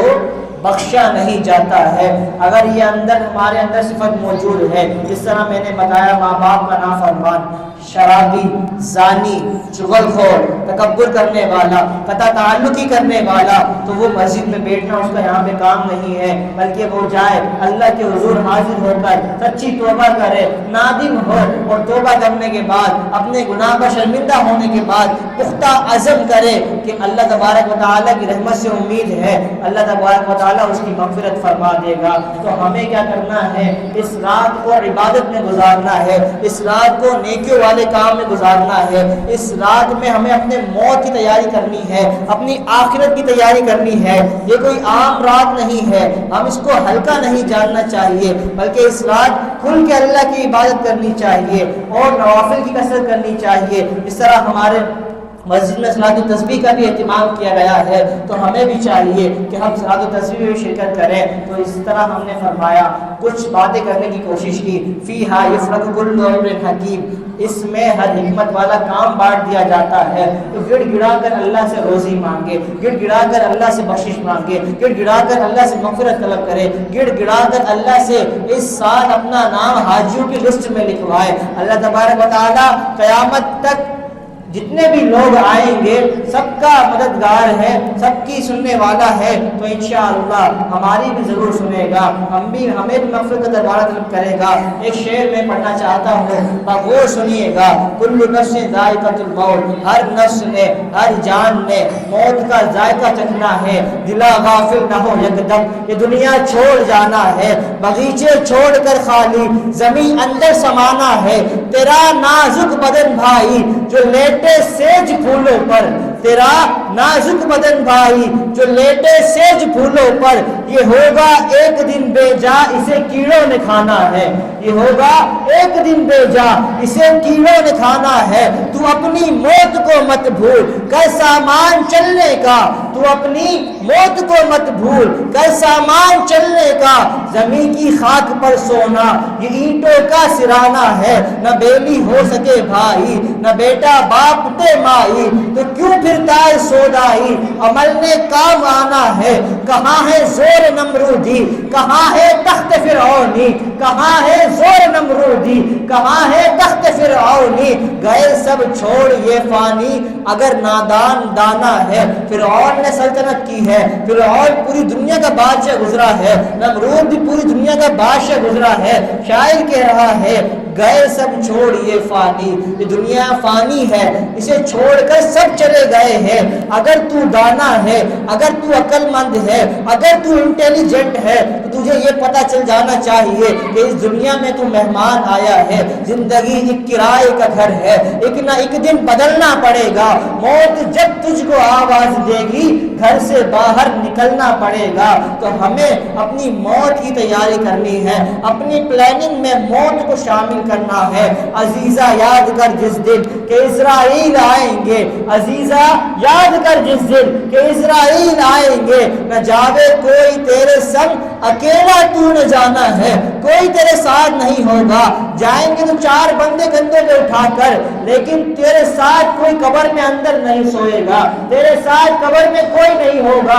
تجھے خود ہی اکیلے وہاں پہ سروائیو کرنا ہے، تو اکیلے خود وہاں پر لیٹے گا، وہاں کے تمام معاملات تو خود دیکھے گا۔ تو جب تو قبر میں جائے گا تجھے پتا چلے گا کہ تو نے دنیا میں کتنی چیزیں غفلت میں گزاری ہے، کتنا وقت غفلت میں گزارا ہے، کتنی نمازیں چھوڑ کر تو نے غلط کام کیے ہیں، کتنی اللہ کی عبادت چھوڑ کر تو نے غلط کام کیے ہیں۔ تجھے قبر میں جانا ہے اور اکیلے جانا ہے، جہاں کے شغل میں شاغل خدا کے ذکر سے غافل کرے دعویٰ کہ یہ دنیا میرا دائم ٹھکانہ ہے۔ جہاں کے شغل میں شاغل، ابھی تو شغل لگا رہا ہے، ابھی تو مزے کر رہا ہے، ابھی زندگی تو گزار رہا ہے، اچھے انداز سے گزار رہا ہے، اور تو یہ سوچ رہا ہے کہ تجھے یہیں پر رہنا ہے، تو نادان ہے، تو ناسمجھ ہے، تو بہت کم تر ہے، تو نادان ہے، تجھے عقل نہیں ہے۔ اگر تو یہ سمجھتا کہ تجھے اس دنیا سے جانا ہے تو تو عقل مند ہوتا۔ غلام ایک دن نہ کر غفلت، حیاتی پر نہ ہو غرہ، خدا کی یاد کر ہر دم کہ جس نے کام آنا ہے، خدا کی یاد کر ہر دم کہ جس نے کام آنا ہے۔ موت سب کو آ کر رہے گی، زندگی ایک کرائے کا گھر ہے، ایک نہ ایک دن بدلنا پڑے گا۔ موت جب تجھ کو آواز دے گی گھر سے باہر نکلنا پڑے گا۔ جتنے بھی لوگ بیٹھے ہیں، جتنے بھی احباب بیٹھے ہیں، میرے سننے والے، اسپیکر کے ذریعے سننے والے، ہم اپنی لائف پلاننگ میں موت کو شامل کریں۔ ہمیں مرنا ہے، ہمیں یہ یاد رکھنا ہے کہ ہم مر جائیں گے۔ زیادہ سے زیادہ 100 سال گزار لو گے، 80 گزار لو گے، 70 گزار لو گے، 60 گزار لو گے۔ لائف کی پلاننگ اچھی کر لو، چلو اچھا کما لو، اچھا کھا لو، اچھا پہن لو، لیکن مرنا بھی تو ہے۔ مرنے کی تیاری کون کرے گا؟ اچھا کمانے کے لیے خوب محنت کرتے ہو، اچھا کھانے کے لیے بھی خوب محنت کرتے ہو، اچھا پہننے کے لیے بھی خوب محنت کرتے ہو، اچھے گھر میں رہنے کے لیے بھی خوب جب محنت کرتے ہو، یہاں پہ تمہارا فلسفہ یہ ہے کہ خوب محنت کرو گے تو اچھا کھائیں گے، خوب محنت کریں گے تو اچھا پیئیں گے، خوب محنت کریں گے تو اچھے گھر میں رہیں گے، خوب محنت کریں گے اپنے بچوں کو اچھا پڑھائیں گے. اور جب موت کی بات آتی ہے، آخرت کی بات آتی ہے، جب مرنے کی بات آتی ہے تو ہم بھول جاتے ہیں کہ یہاں محنت بھی کرنی ہے. یہ نمازیں جو ہے یہ ہماری محنت ہے، یہ رمضان کے روزے جو ہے یہ ہماری محنت ہے، یہ ہمارے مالوں کی زکوٰۃ جو ہے یہ ہماری محنت ہے.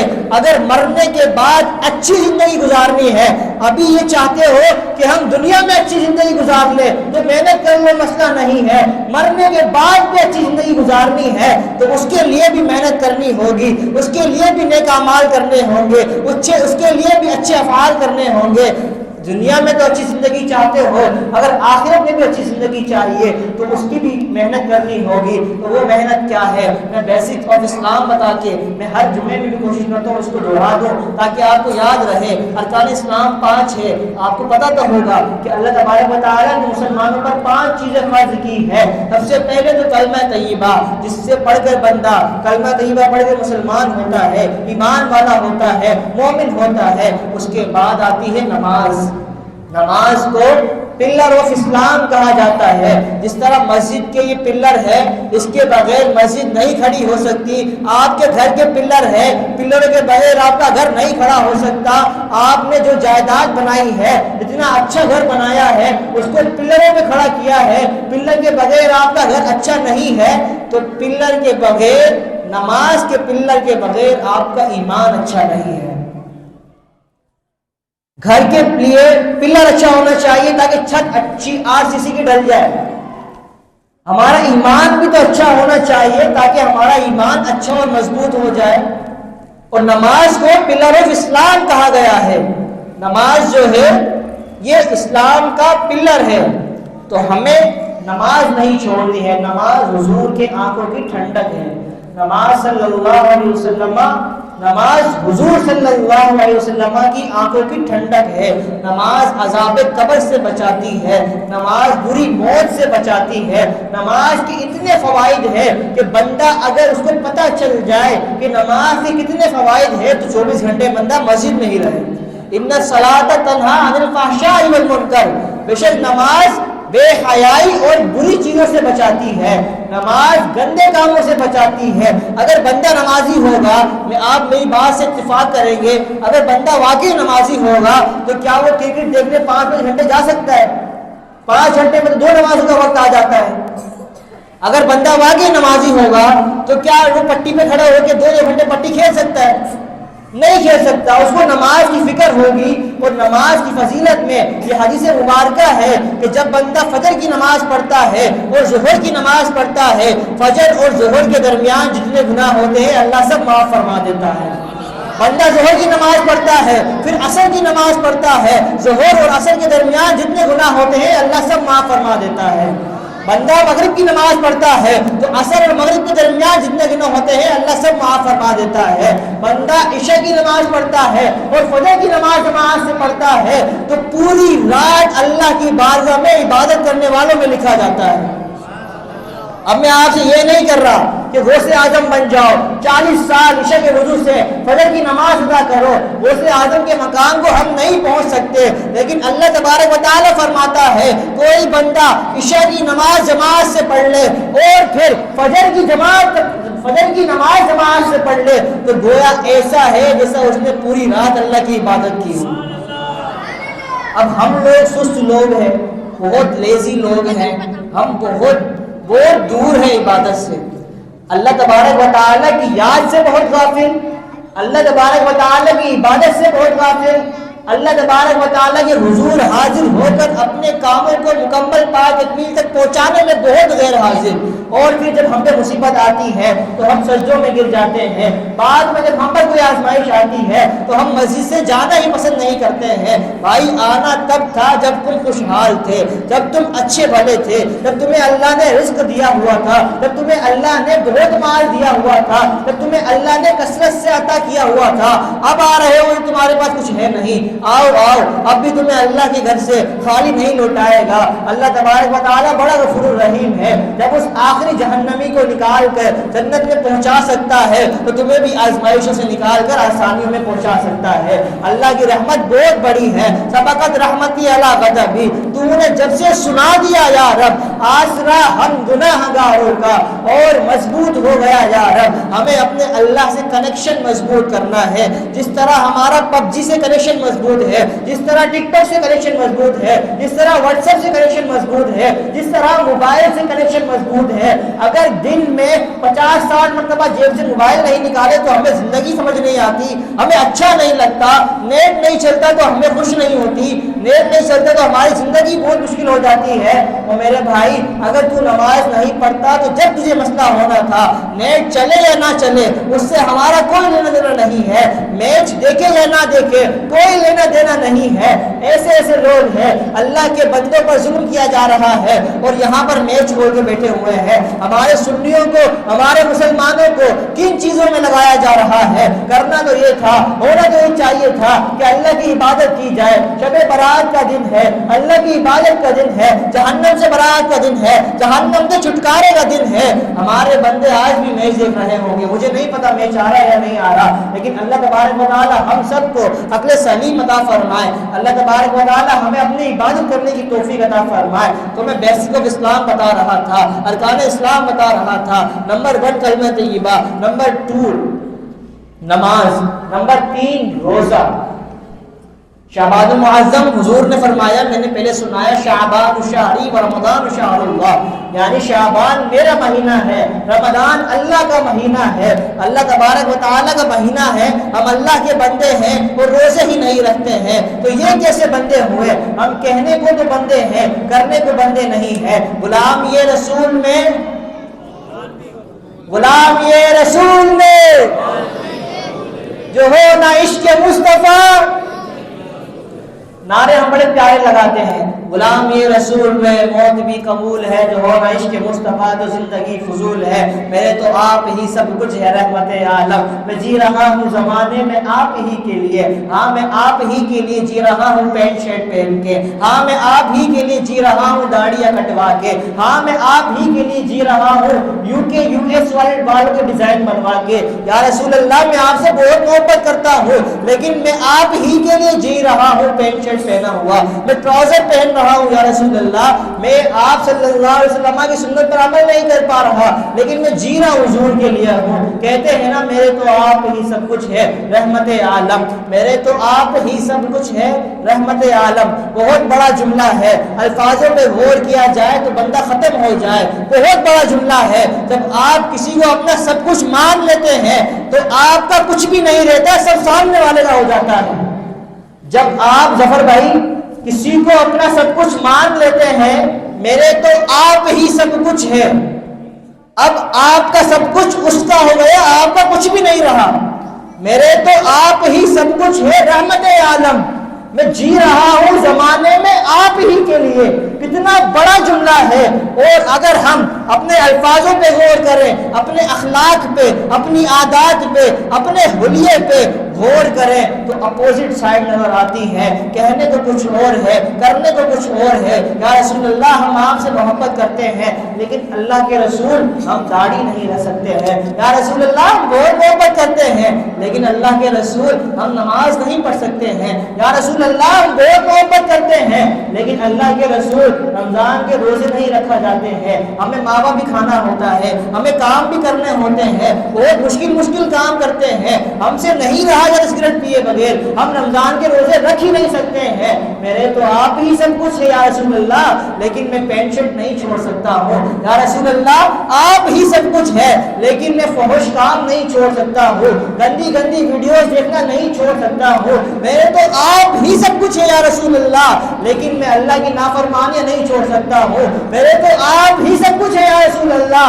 لیکن میں فلمیں دیکھنا نہیں چھوڑ سکتا ہوں، میرے تو آپ ہی سب کچھ ہے یا رسول اللہ، لیکن میں گالی دینا نہیں چھوڑ سکتا ہوں، جھوٹ بولنا نہیں چھوڑ سکتا ہوں، عداوت کرنا نہیں چھوڑ سکتا ہوں، وعدہ خلافی نہیں چھوڑ سکتا ہوں، میرے تو آپ ہی سب کچھ ہے یا رسول اللہ، لیکن میں آپ کی سنتوں پر عمل نہیں کر سکتا ہوں۔ تو میرے بھائیوں، میرے دوستوں، میرے عزیزوں، آپ غور کریں، سوچیں، آج کی رات بہت پیاری رات ہے، اللہ تبارک و تعالیٰ کی طرف سے رحمت متمنی ہے، اللہ کی رحمت یہ چاہتی ہے کہ آپ اچھے بن جائیں، آپ انسان بن جائیں، اللہ کے نیک بندے بن جائیں، اللہ کے عبادت گزار بندے بن جائیں، اللہ اور اس کے رسول صلی اللہ علیہ وسلم کے پیارے حبیب سے محبت کرنے والے بن جائیں۔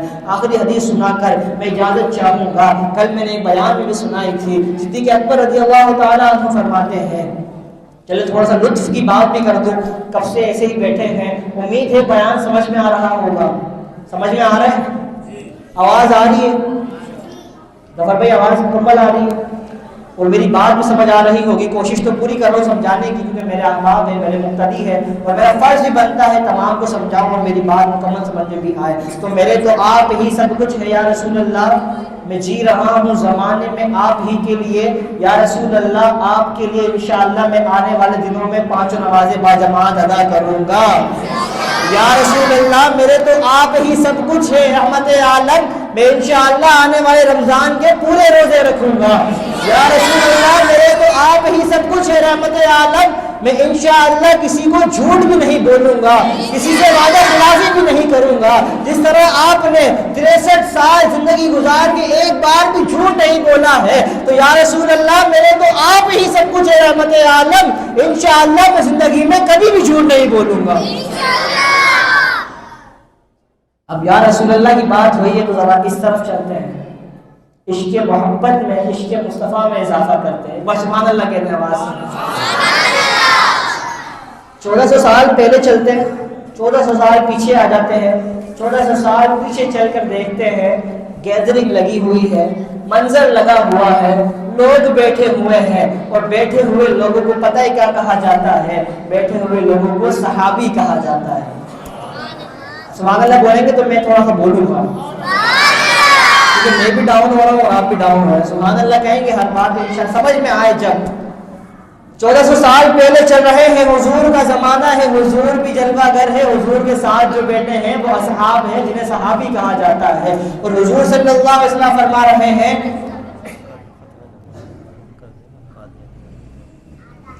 حضور صلی اللہ علیہ وسلم فرما رہے ہیں، اصحابی کالنجوم فبأیہم اقتدیتم اہتدیتم، میرے صحابہ جو ہے وہ ستاروں کی مانند ہے۔ یہ حدیث مبارکہ یاد کر کے یہاں سے جانا، اس کو سمجھ کے یہاں سے جانا۔ آج کل لوگ صحابہ کو بڑا برا بھلا بولتے ہیں، صحابہ کی بڑی توہین کی ہوئی ہے، صحابہ کو کم تر جانتے ہیں، تو یہ حدیث یاد کر لے اور پھر یاد کر کے یہاں سے جائے۔ حضور صلی اللہ علیہ وسلم فرماتے ہیں، اصحابی کالنجوم، میرے صحابہ جو ہے وہ ستاروں کی مانند ہے، ستارہ چمکتا ہوا ستارہ اس کی مانند ہے۔ فبأیہم اقتدیتم اہتدیتم، تم جس کی بھی اقتدا کرو گے ہدایت پا جاؤ گے۔ اور میں آپ کو ایک چیز بتا دوں، صحابی جو ہوتا ہے وہ فعل سے نہیں بنتا، صحابی عمل سے نہیں بنتا، صحابی عمل سے نہیں بنتا۔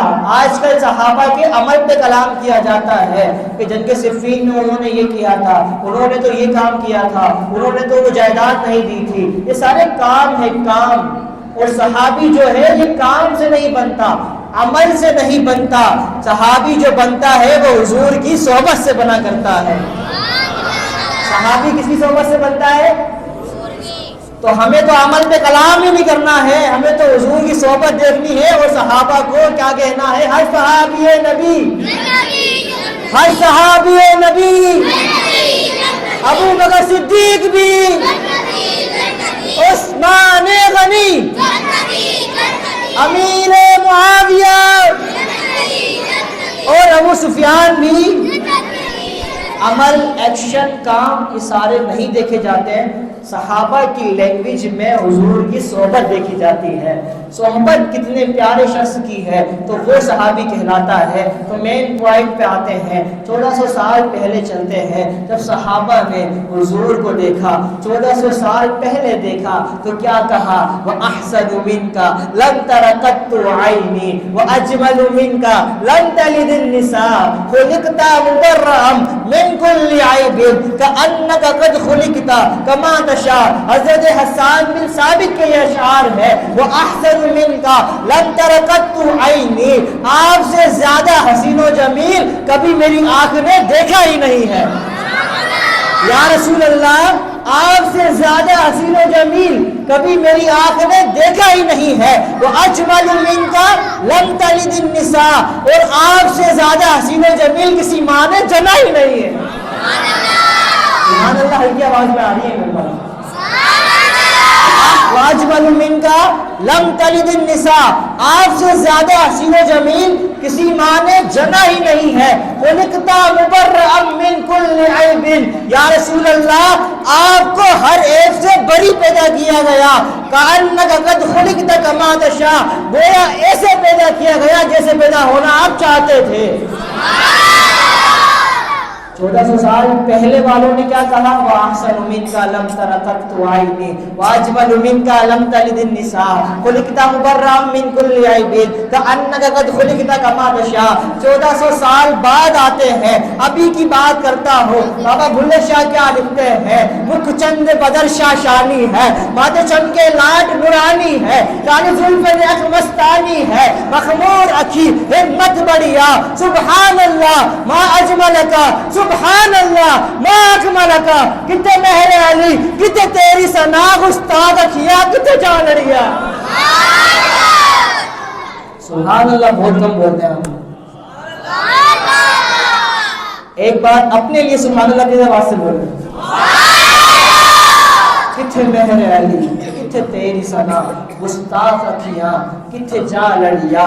پھر ایک شاعر ایسا بھی گزرا ہے جس نے تمام شاعروں کا ریکارڈ توڑا ہے، جب حضور کی نعت کی بات آتی ہے، جب حضور کا تذکرہ آتا ہے تو وہ شاعر لکھتا ہے، وہ کمال حسن حضور ہے، یہ گمان نقص جہاں نہیں، یہی پھول خار سے دور ہے، یہی شمع ہے کہ دھواں نہیں، میں نثار تیرے کلام پر، میری یوں کس کو زبان نہیں، وہ سخن ہے جس میں سخن نہ ہو، وہ بیان ہے جس کا بیان نہیں، وہ بیان ہے جس کا بیان نہیں۔ اور وہی شاعر لکھتا ہے، سب سے اولا ہو اعلیٰ ہمارا نبی، سب سے بالا ہو اعلیٰ ہمارا نبی، اپنے مولا کا پیارا ہمارا نبی، دونوں عالم کا دولہا ہمارا نبی، خلق سے اولیاء، اولیاء سے رسول، اور رسولوں سے اعلیٰ ہمارا نبی۔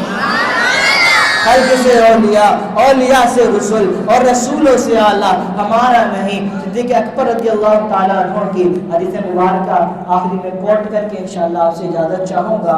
صدیق اکبر رضی اللہ تعالیٰ عنہ فرماتے ہیں، یا رسول اللہ صلی اللہ علیہ وسلم، وہی محفل لگی ہے، وہی گیدرنگ لگی ہے، وہی مجمع لگا ہوا ہے۔ صدیق اکبر کہتے ہیں، یا رسول اللہ 3 چیزیں بڑی پسند ہے۔ فرمایا کون سی چیزیں پسند ہے؟ تو فرماتے ہیں، خلیفہ اول بلا فصل فرماتے ہیں، یا رسول اللہ 3 چیزیں بڑی پسند ہیں۔ کون سی؟ صدیق، النظر الیک، یا رسول اللہ آپ کے چہرے کو تکتے رہنا بہت پسند ہے، آپ کے چہرے کا دیدار کرتے رہنا صدیق کو بہت پسند ہے۔ یا رسول اللہ آنکھ کو آپ کا دیدار کرتے رہنا بہت پسند ہے۔ دوسری چیز کون سی ہے؟ وَإِنفَاقُ مَالِ عَلَيْكَ، یا رسول اللہ آپ پر اپنا مال خرچ کرتے رہنا بہت پسند ہے۔ غزوہ تبوک کا واقعہ آتا ہے، اور میں پچھلی محفل میں جب شب معراج کی محفل تھی تو میں نے یہ پورا واقعہ علامہ اقبال کے اشعار کی صورت میں سنایا تھا، دوبارہ نہیں سناؤں گا۔ غزوہ تبوک کا وہ واقعہ تھا، ایک تو تھے وہ لوگ جو کہتے تھے اور کرتے بھی تھے۔ مین پوائنٹ یہ بتانا ہے، ابھی ہم نے کہا نا، غلام یہ رسول نے موت بھی قبول ہے، جو ہونا عشق مصطفیٰ تو زندگی فضول ہے، میرے تو آپ ہی سب کچھ ہے، رحمت العالم میں جی رہا ہوں زمانے میں آپ ہی کے لیے، یہی کہا نا ہم نے ابھی۔ تو ایک وہ بھی لوگ تھے جو یہ کہتے تھے میں جی رہا ہوں زمانے میں آپ ہی کے لیے، فرماتے ہیں یا رسول اللہ آپ پر اپنا مال خرچ کرتے رہنا بہت پسند ہے، اب بول تو دیا، اب کر کے کس طرح دکھایا ہے؟ غزوہ تبوک کا واقعہ ہے، فرماتے ہیں علماء کرام، کتابوں میں تفصیل سے واقعہ لکھا ہوا ہے، حضرت عمر فاروق بہت خوش ہے، بہت مال غنیمت ہے، بہت مال ہے حضرت عمر فاروق کے پاس، بزنس بھی ٹاپ پہ چل رہا تھا، کام بھی وی آئی پی ہو رہا تھا، صدیق اکبر کے پاس کم مال تھا، عمر فاروق کے پاس زیادہ مال تھا۔ عمر فاروق سوچتے تھے یار جب دیکھو صدیق اکبر نمبر لے جاتے ہیں، جب دیکھو صدیق اکبر کوئی ایسی نیکی کر جاتے ہیں جو وہ مجھ سے آگے نکل جاتے ہیں۔ عمر فاروق کہتے ہیں اس وقت ایسا تھا، یہ دور ایسا تھا، حضور نے اعلان کیا کہ مال غنیمت چاہیے، لوگوں کو مال چاہیے، جہاد کے لیے لڑنا ہے۔ عمر فاروق خوش ہوئے، صدیق اکبر مال نہیں تھا ان کے پاس، عمر فاروق کے پاس بہت مال تھا۔ صدیق اکبر رضی اللہ تعالیٰ عنہ سے آگے بڑھنے کے لیے عمر فاروق اپنے گھر گئے اور آدھا مال حضور کی خدمت میں لے آئے، باقی اصحاب بھی مال لے کر آئے۔ عمر فاروق تجسس میں ہے، عمر فاروق سوچ رہے ہیں کہ دیکھو صدیق کہلاتے ہیں، صدیق کہلاتے ہیں، میں تو آدھا لے آیا، صدیق کے پاس تو مال ہی نہیں ہے، وہ کیا لے کر آئیں گے؟ آج تو میں آگے نکل جاؤں گا، آج میرا نمبر پہلا ہوگا۔ حضرت عمر فاروق کہتے ہیں کہ صدیق اکبر جب مال لے کر آئے تو ٹاٹ کا جوڑا پہنے، کانٹوں کے بٹن لگائے ہوئے سارا مال حضور کی بارگاہ میں لے کر آ گئے۔ عمر فاروق کہتے ہیں آج بھی صدیق آگے نکل گئے، تو میرے تو آپ ہی سب کچھ ہے رحمت عالم، میں جی رہا ہوں زمانے میں آپ ہی کے لیے۔ جب انہوں نے کہا وَإِنفَاقُ مَالِي عَلَيْكَ، یا رسول اللہ آپ پر اپنا مال خرچ کرتے رہنا بہت پسند ہے، تو جب خرچ کرنے کی باری آئی صدیق اکبر سارا مال حضور کی بارگاہ میں لے کر آ گئے۔ تو یہ ہیں وہ لوگ، میں جی رہا ہوں زمانے میں آپ ہی کے لیے۔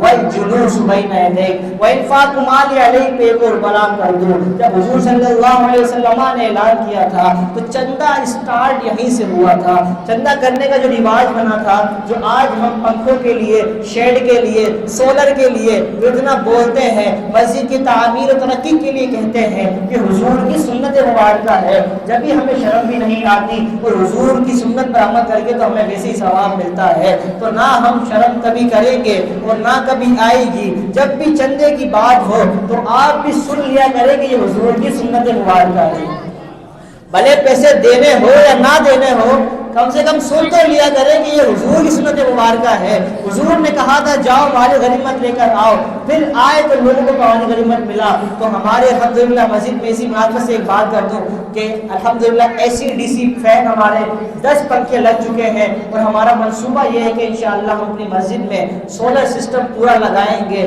اور اپنی مسجد کے بل سے نجات حاصل کریں گے بہت جلد۔ اعلان بھی کیا تھا جمعے میں، لیکن کافی تعاون نہیں ہوا، تو ماشاءاللہ ہماری کمیٹی نے خود ہی اس پر ورک کیا اور ابھی انشاءاللہ ہمارا کام جاری ہے۔ تو آپ احباب بھی اگر کچھ حصہ ملانا چاہے تو ہمارے عدنان بھائی اور باقی کمیٹی حضرات سے رابطہ کریں۔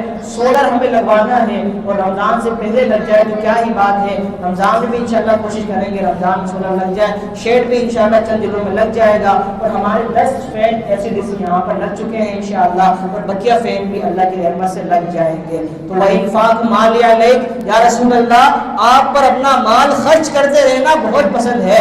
صدیق اکبر نے بولا تھا، اس کے بعد کر کے بھی دکھایا، اور آگے چلتے ہیں وَالْجُلُوسُ بَيْنَ يَدَيْكَ، یا رسول اللہ صلی اللہ علیہ وسلم آپ کی صحبت میں بیٹھے رہنا مجھے بہت زیادہ پسند ہے۔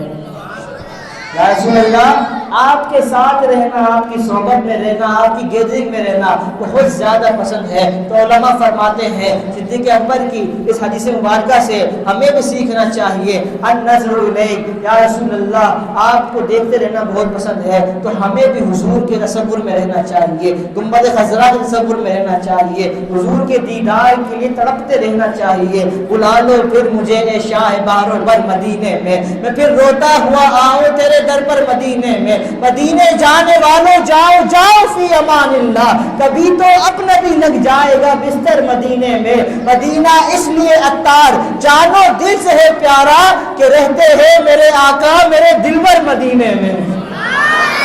کہ رہتے ہیں میرے آقا میرے دل بر مدینے میں. ہمیں بھی حضور سے محبت رکھنی چاہیے, حضور کے دیدار کی تڑپ اپنے اندر پیدا کرنی چاہیے, روزانہ کی بنیاد پہ حضور صلی اللہ علیہ وسلم پر درود پاک پڑھنے چاہیے. وَإِنفَاقُ مَالِ عَلَيْهِ, حضور صلی اللہ علیہ وسلم کی راہ میں, اللہ کی راہ میں, دین کی راہ میں اپنا مال خرچ کرتے رہنا چاہیے. یا جس کا مال ہے اسی کی راہ میں خرچ نہیں کرو گے تو تم کیا کرو گے؟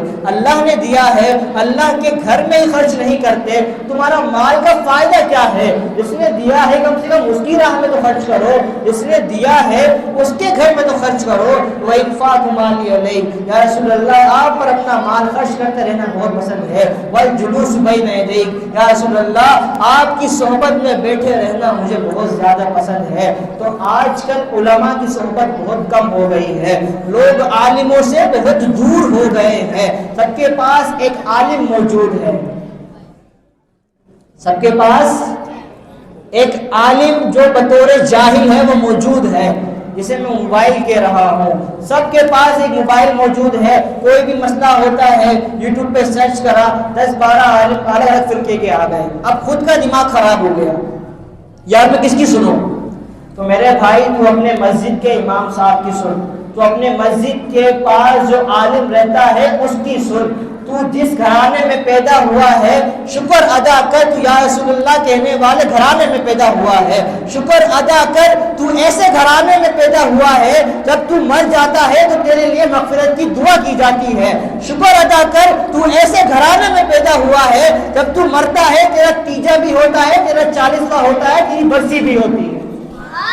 تو شکر ادا کر تو ایسے گھرانے میں پیدا ہوا ہے کہ تیرے جنازے کے بعد کوئی دعا بھی نہ کرنے والا ہو. معاذ اللہ. الحمدللہ, اللہ تبارک و تعالیٰ کا لاکھ لاکھ شکر ہے کہ ہمیں سنی بنایا ہے, اہل سنت والجماعت سے بنایا ہے. جب کوئی بھی موقع آ جائے, غمی کا موقع ہو, خوشی کا موقع ہو, رونے دھونے کا موقع ہو, ہمارے ہاں میتیں ہوتی ہے, جب بھی حضور کا تذکرہ ہوتا ہے, ہمارے ہاں شادی ہوتی ہے, جب بھی حضور کا تذکرہ ہوتا ہے, ہمارے ہاں کوئی بھی ایونٹ ہوتا ہے, جب بھی محفل نعت ہوتی ہے, 11ویں ہوتی ہے, 12ویں ہوتی ہے, 6ٹی ہوتی ہے, الحمدللہ ہم ایسے مسلک سے تعلق رکھتے ہیں, کوئی بھی بات ہو جائے ہم یا رسول اللہ ہی کہتے ہیں. کوئی بھی بات ہو جائے اللہ اور اس کے رسول کو ہی یاد کرتے ہیں, اللہ اور اس کے رسول کا ہی تذکرہ کرتے ہیں. کیوں؟ کیونکہ محبوب کی محفل کو محبوب سجاتے ہیں, محبوب کی محفل کو محبوب سجاتے ہیں.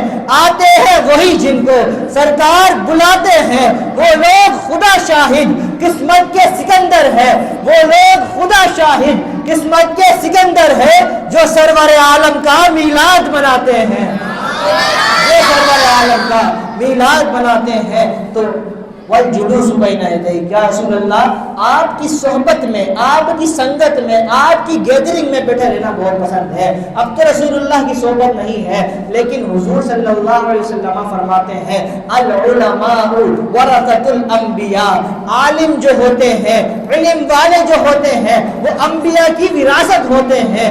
انبیاء تو نہیں ہے, عالم تو موجود ہے, وارث تو موجود ہے. اگر آپ کو جائیداد کا مالک نہیں مل رہا ہے تو وارث ملتا ہے تو فائنل ہو جاتی ہے پیپر, وارث مل جائے تو ڈیل پکی ہو جاتی ہے. تو اسی طرح العلماء ورثۃ الانبیاء, علماء جو ہے وہ انبیاء کے وارث ہے. اور 7 ستمبر کو علامہ شاہ احمد نورانی نے قومی اسمبلی میں ایک قرارداد پیش کی تھی. اس قرارداد کا منصوبہ یہ تھا, قرارداد کا منشور یہ تھا, قرارداد کا مطالبہ یہ تھا کہ قادیانی کافر ہے. سارے مل کے بولیں قادیانی کافر ہے.